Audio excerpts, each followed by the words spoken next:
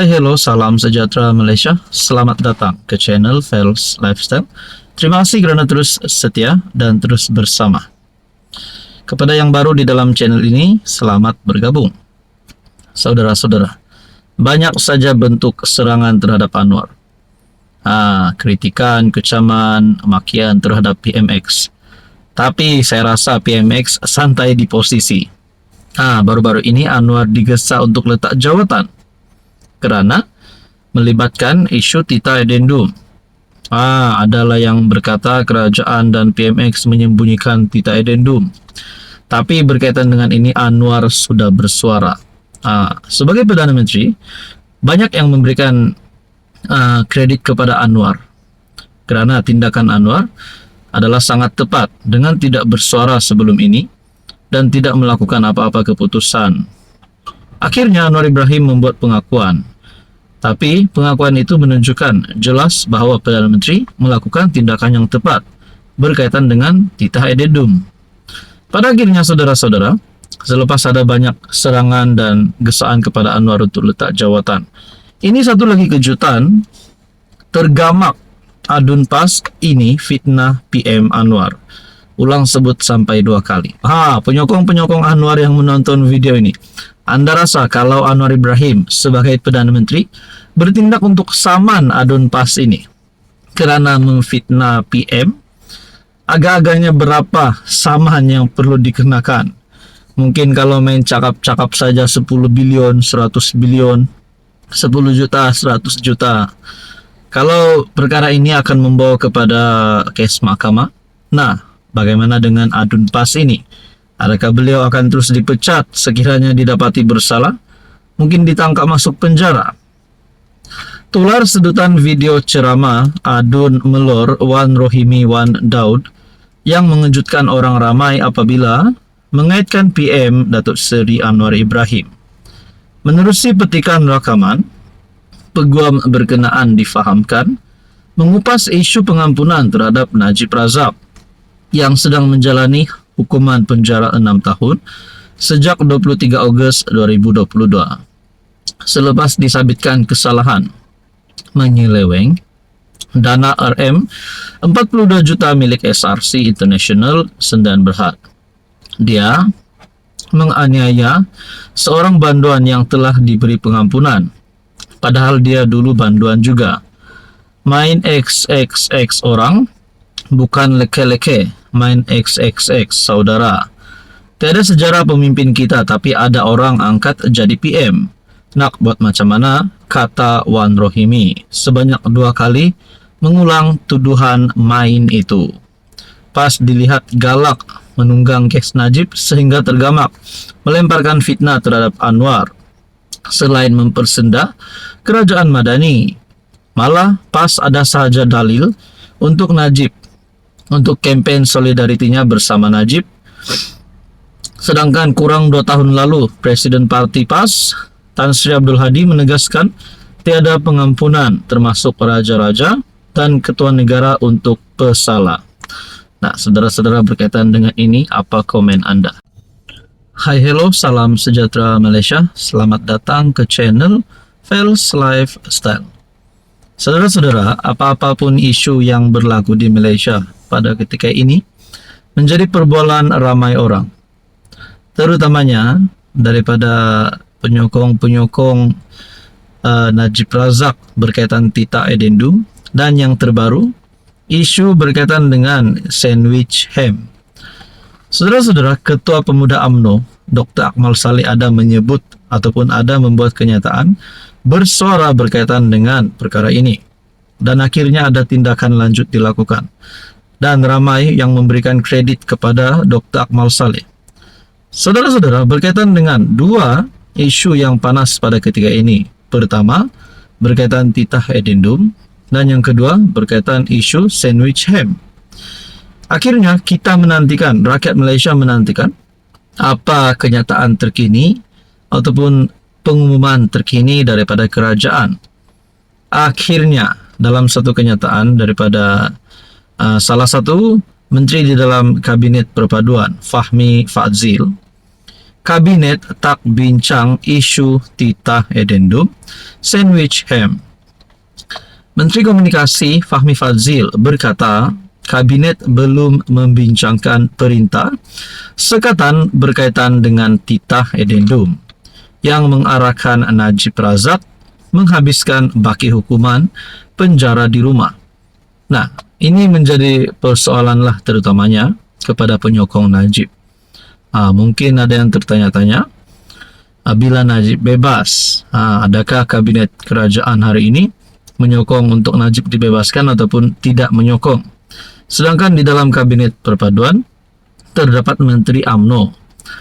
Jadi akhirnya perkara ini kita nantikan saja apa keputusan selepas ini. Tidak dibincangkan, kabinet tidak mengarahkan jabatan peguam negara. Pada 13 Januari, Peguam Bela Najib memaklumkan bahawa AGC, Jabatan Peguam Negara, sedang mendapatkan perintah sekatan daripada Mahkamah Tinggi KL berhubung isu titah edendum.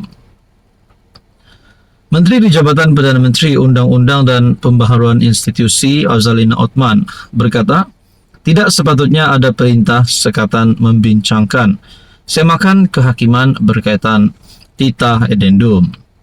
Susulan itu, Naib Presiden MCA Lawrence Loh bertanya sama ada kerajaan menyembunyikan sesuatu berhubung tindakan AGC mengatakan bahawa langkah itu bertentangan dengan pendirian kerajaan sebelum ini memperjuangkan ketulusan. Sementara itu, Fahmi berkata, Kabinet juga tidak membincangkan kontroversi semasa berkaitan sandwich ham dan keju yang didakwa menggunakan logo halal tanpa pensijilan sah. Kami juga tidak dihidangkan sandwich hari ini, katanya. Kekemat baru-baru ini menjadi tumpuan kontroversi sekali lagi selepas aduan mengenai sandwich ham dan keju dijual di beberapa kedai yang mempunyai logo halal. Pengkritik telah mempersoalkan bagaimana produk ham dengan anggapan ia adalah daging babi boleh dilabel sebagai halal. Kekemat kemudian menjelaskan bahawa sandwich keluaran Shake and Bake Cafe Sendirian Berhad menggunakan ham ayam yang disahkan halal. Jadi berkaitan dengan dua isu ini, titah edendum dan sandwich ham, ini adalah pendirian kerajaan melalui kenyataan Fahmi, Kabinet tak bincang isu titah edendum sandwich ham. Mungkin ada yang ternanti-nanti apa tindakan kerajaan. Akhirnya kabinet setakat ini belum membincangkan berkaitan perkara ini. Jadi dengan kenyataan Fahmi Fadzil ini, adakah akan memberi impak positif ataupun impak negatif terhadap kerajaan? Apa komen Anda? Halo semua, salam sejahtera Malaysia. Selamat datang ke channel Fels Lifestyle. Terima kasih tuan-tuan dan puan kerana terus setia dan bersama di dalam channel ini.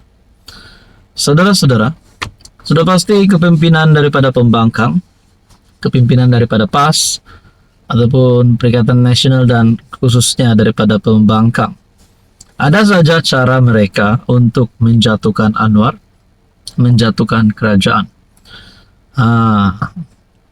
Memang tak sah kalau tak ada cacian, kritikan terhadap Perdana Menteri. Sebelum ini pun, siapapun juga yang memegang jawatan PM pasti akan menerima serangan daripada pembangkang.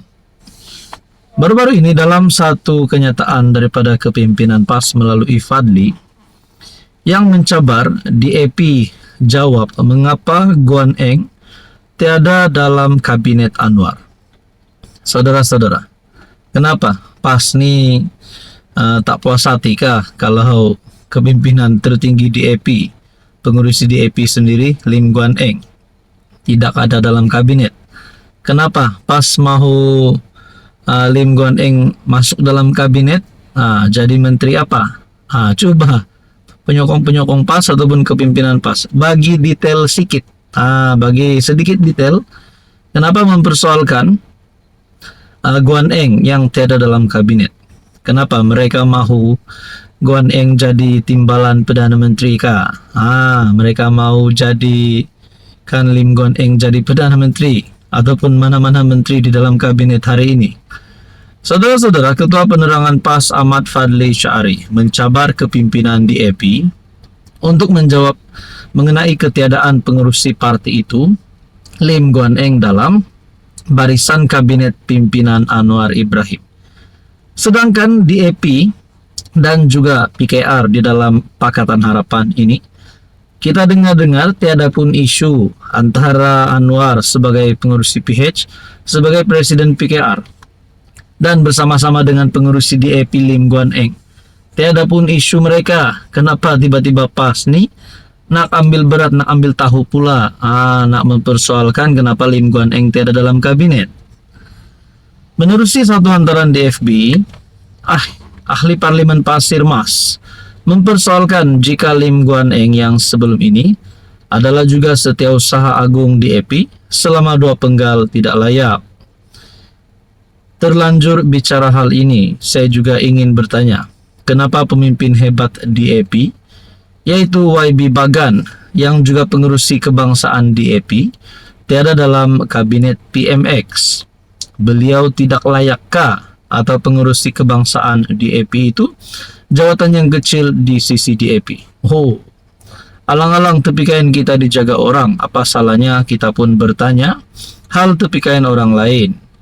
Untuk rekod, Lim pernah dilantik sebagai Menteri Keuangan di bawah pentadbiran Dr. Mahathir sebagai PM ketika PH berkuasa tahun 2018. Ahmad Fadli membuat sindiran itu semasa menjelaskan isu calon PM daripada PN yang dibangkitkan oleh anggota Parlimen Machang Wan Ahmad Faisal. Menurutnya, kenyataan pemimpin bersatu itu yang tidak menamakan Presiden PAS Abdul Hadi sebagai salah seorang calon PN bukan isu besar, tetapi hanya satu cadangan. Isu calon PM bagi menggantikan PM Anwar Ibrahim yang disebut oleh YB Machang hanyalah satu cadangan. Nah, saudara-saudara, berkaitan dengan ini, apa komen Anda?